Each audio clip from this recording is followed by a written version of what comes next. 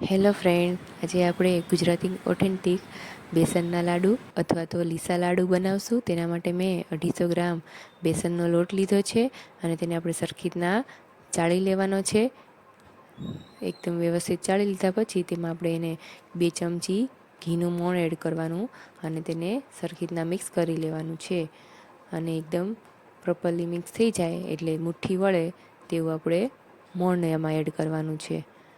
હવે તેમાં આપણે જરૂરિયાત પ્રમાણે થોડું ગરમ પાણી એડ કરતું જવાનું છે અને એકદમ કઠણ એવો લોટ બાંધવાનો છે, ભાખરી જેવો. હવે તેમાંથી આપણે બરાબર પ્રોપર સાઇઝના મુઠિયા બનાવી લેવાના છે અને વચ્ચેથી આવી રીતના પ્રેસ કરી લેવાનું છે એકદમ સરસ તળાઈ જાય માટે. અને તેને આપણે મીડિયમ ગરમ તેલમાં તળી લેવાના છે. ગેસને બહુ હાઈ ફ્લેમ પર રાખવાનો નથી. એકદમ સરસ લાઇટ બ્રાઉન કલરના મુઠિયા થાય તેવા આપણે તળી લેવાના છે. હવે એને થોડા ઠંડા થાય એટલે તેમાં આપણે મિક્સરમાં એને ક્રશ કરી લેશું. અત્યારે તમે અહીંયા એલચી એડ કરી શકો છો. હવે આવું એકદમ બારીક પીસાઈ જાય એટલે તેને આપણે ફરી વાર ચાળી લેવાનું છે.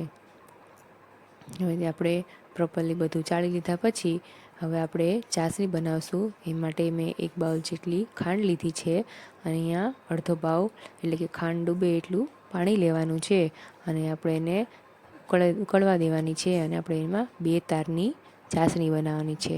આવી રીતના 2 તાર થઈ જાય એટલે આપણે ગેસની ફ્લેમ બંધ કરી અને અહીંયા યલો ફૂડ કલર એડ કરવાનો છે. અહીંયા કલર ઓપ્શનલ છે. હવે ગેસ બંધ કર્યા બાદ તેમાં બનાવેલું બેસનના લોટનું મિશ્રણ એડ કરી દેવાનું છે અને 1 મોટા ચમચા જેટલું ઘી એડ કરવાનું છે અને બધું વસ્તુને આપણે સારી રીતના મિક્સ કરી દઈશું. અને થોડુંક ઠંડુ થાય અને ટચ કરીએ કંઈ એવું થાય એટલે પછી તેમાંથી આપણે મીડિયમ સાઇઝના લાડવા બનાવી લેવાના છે. એને એકદમ વ્યવસ્થિત આવી રીતના પ્રેસ કરીને લાડવા બનાવી દેવાના છે. જો પહેલી વારમાં સરખા ન થાય તો થોડા ઠંડા થઈ જાય પછી એને ફરી વાર વાળી લેવાના છે અને આપણે તેની ઉપર પિસ્તા મૂકીને ગાર્નિશ કરવાના. તો તૈયાર છે, એકદમ ઓછી વસ્તુમાં બની જતા અને આવા ટ્રેડિશનલ આપણા ગુજરાતી લીસા લાડવા, ખાંડના લાડવા. તો જો તમને મારી આ રેસીપી ગમી હોય તો મારી ચેનલને લાઇક, શેર અને સબસ્ક્રાઈબ કરજો. થેન્ક